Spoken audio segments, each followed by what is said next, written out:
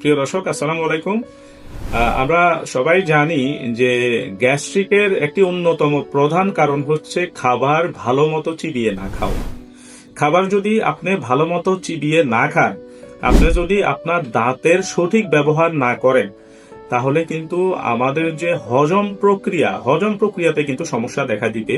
তার একটি অন্য রকম প্রধান বিষয় হচ্ছে গ্যাস্ট্রিক।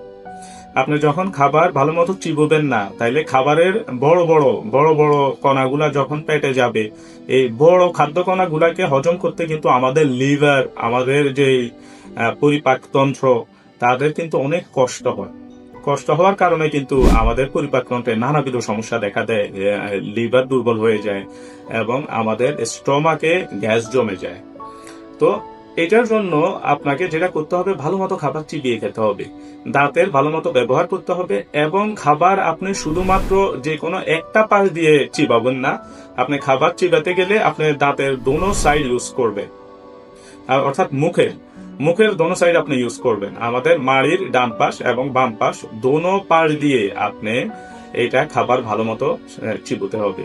আপনি যদি শুধু এক পাশ দিয়ে চিবন, তাহলে আপনার ওই একটা পাশের উপরে প্রেসার বেশি পড়বে এবং অন্য পাশের যে দাঁতগুলো, ওগুলা কিন্তু আস্তে আস্তে দুর্বল হতে থাকবে।